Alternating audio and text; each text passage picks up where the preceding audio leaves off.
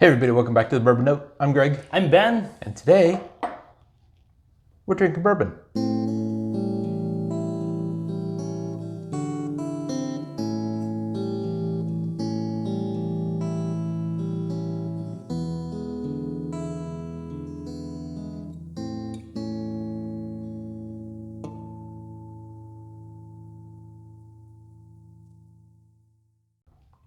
All right, Ben, usual question.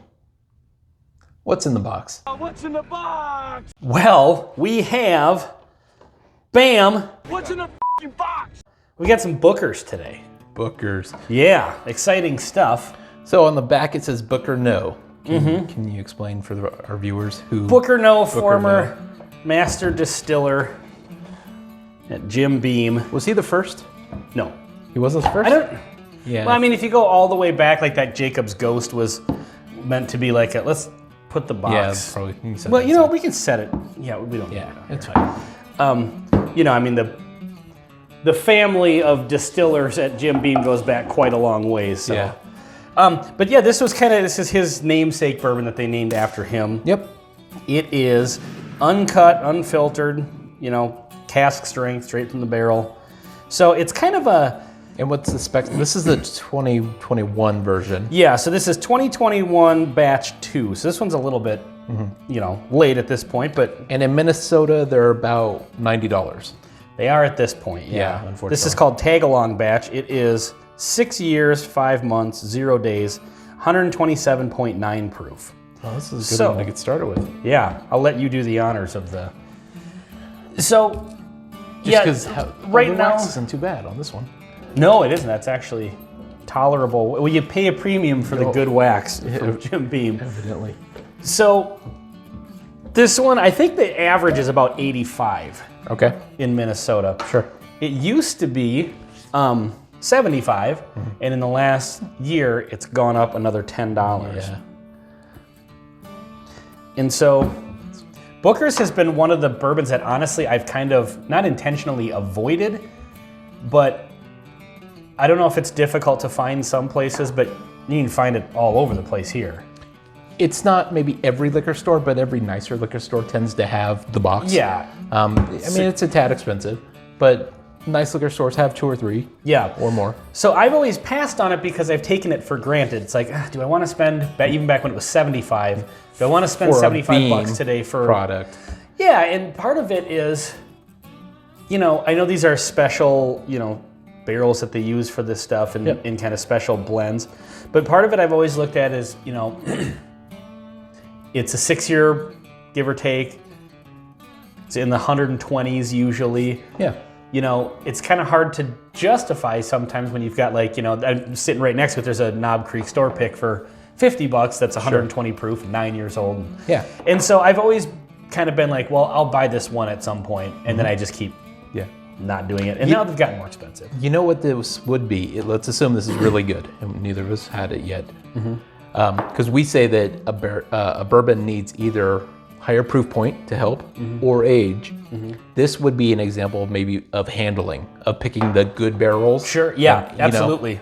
Yeah. you know, because there's a number of bourbons that they call them their special, you know, barrels or The honey barrels. yeah, the one, the good ones. perfect spot in the rick house kind of thing. Yep. So I'm guessing that's what this is. So here we go. What are you getting? A lot of that deep, rich, like dark brown sugar caramel. Yeah, very mature, Yeah. rich molasses-y kind of note. Yeah, absolutely. It's a very, very dark. You know, we've had some lately that are a little bit brighter, Yeah, if that makes any sense. But this has really definitely like darker flavors. yeah, I would agree. And heavy. Yeah, yeah. There's definitely a richness to it. I still feel like there's a bit of that oak coming through. I mean, 6.5 years is a You should have some age. yeah. So yeah, I mean it's got a nice nose. I mean, what is this? 127.9. 7. Okay, so we're a little bit higher than like a Knob Creek Sure. store pick. All right, let's go in for the flavor here, and then we'll yap about this bourbon because I have some opinions. Okay.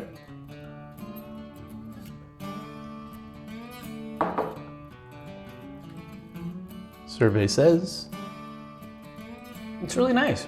it's better than very nice. Yeah, I really like that. I definitely get the roasted peanut shell. Big time. Yeah. Almost a little chocolatey too. Yeah. Chocolate covered peanuts. A little bit of cinnamon. These are typical flavors from Beam products. Yeah. And I think they're maybe turned up to 11 a little bit because of the proof point. Nice mouthfeel for only 6.5 years. This is a solid bourbon. Yeah.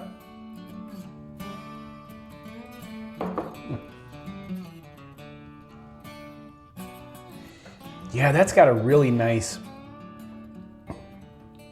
All right, I was wrong. It's not a solid bourbon. It's better than that. I don't know what the next step above solid is. Just really good. No, I think it's better than that. Yeah. Yeah, this is, I really actually like this. It's got a nice, there's that sting up front with the proof. Mm-hmm. And when it kind of washes over the back of your tongue, it just kind of has this nice building flavor that kind of comes along flavor. with it. It's a bunch of flavors that kind of come all balanced and in unison. Mm-hmm. Bunch of different spice notes. Wood's there, but it's not too much. You know what I mean? Yeah, it's... This is... it walks that balance between sweet yes. and... Dry. Yeah, dry. That's a great way to... You know, because that high proof hits your tongue and kind of evaporates sometimes very quick. Right.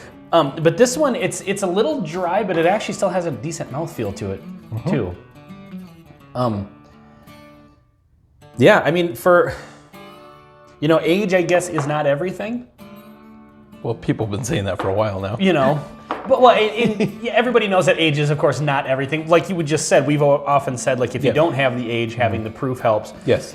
And, you know, when you'd said, you know, maybe this is a good experiment in barrel handling and placement and stuff, I mean, I think that's probably pretty accurate as to why this is such a good bourbon. Because I think so. You know, it's a very average age for a... But a little bit higher proof point. Yeah, but definitely higher proof point. So I think that and but prime barrels, I think, between the proof and the barrels, this drinks like a quality Beam product. And that's what it is. And it commands a fairly high price. Yeah. It does. You know, there's part of me that is inclined to bust out. I only have one store pick open right now. Just to see. But, I mean, just to let this stand on its own, it's a really good bourbon. The reason, like I said earlier, is, you know, that proof point. My issue with Booker's now is at $85 on average. That's on the low end to average. I mean, Total Wine has this for $100 now. Oh, really? And it's kind of pricing me out of its market. Like, I'm getting to that point where it's like... There's still plenty of really good bourbon from this company. Yeah. For way less. Do I want to buy one of these or a couple of something else Exactly. that's really good? Yep. And so that's the issue that I have with where it's at right now. Here's the other issue I have. And I know even liquor stores I really love are doing this. They all seem to be doing this. So Booker's is a release. They do 4 batches a year, typically 4. Was it last year they only did 3? That could be. So they do 4 releases a year. So they're all, you know, like we said at the beginning, this is 2021 batch 2.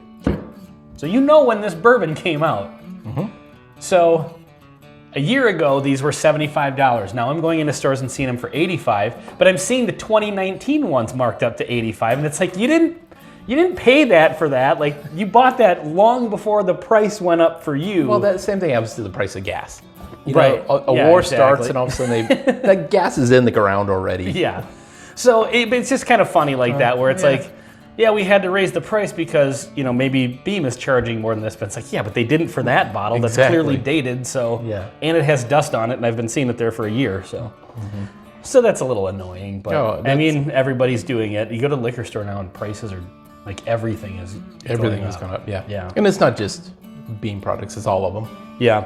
But no, this is, like you said, this drinks like a really good quality bourbon. Yeah, I think so. I'm really impressed with this, to be honest, now that I've had several sips. This will be, I have one other of these, and it's a couple years older. So now I'm curious, what's the 2018 going to be like? Yeah, I might have to start buying these. That's the problem. Every time we go down a new rabbit hole of a new line, Yeah. turns out it's good. So Well- now you're wondering. And here's the thing, it's like, okay, there's only 4 of them a year, so cool, you buy one. Well, that's but then there's, $400. you know, there's 3 of the Elijah Craig barrel proofs every year, and then there's the Maker's limited stuff that comes out every year. So it's like, by the time the releases come out, you've got all these things to buy. If there was just one company that was releasing one bourbon 4 times a year, I'd pay the money for it because it's like, okay, once every 3 months I'll drop $85. Yeah. Sitting right next to this one on the shelf is the freaking barrel-proof Elijah Craig, and it's like, So yeah, I don't know. I kind of just have a hard time with. I agree. Trying to balance it. And then there's Little Book. That's another version of of one of their limited releases. It's just a never-ending. Oh yeah. Yeah. You can never keep up. It's just a hole in the bottom of my wallet. You need to be a billionaire. Just become a billionaire, and then all your problems are solved. Why didn't I think of that? I am going to do that tomorrow. Become a billionaire. That's. Who knew it was that easy? It is. Yeah. That is that's really good. I'm impressed. I actually have only had one other Booker's, and I know that like really severely drops my bourbon credentials. This is the first time I've ever had it. And it's only because I've taken it for granted because it's always on the shelf in the stores that I go to. So I just pass it up because it's always available, and I just haven't gotten around to it. And the first like year or two, you're building a collection up. It's kind of hard to spend money on those really expensive bottles because you want to get variety. Sure. And the last one I had, I wasn't honestly as big of a fan as I am of this one. And I think that was the Boston batch. It was good, but that would have been one where I'm like, well, maybe I'll just spend the $50 and get a Knob Creek. Sure. But yeah, this is really good. What's the name of this one? Tag Along batch. If you're still seeing these on the shelf, yeah, that's a good one for sure. Very good. All right. Well, this has been Booker's, one of their many, many releases, and hopefully we'll do some more of these. On the Bourbon Note, I'm Ben. I'm Greg. Cheers.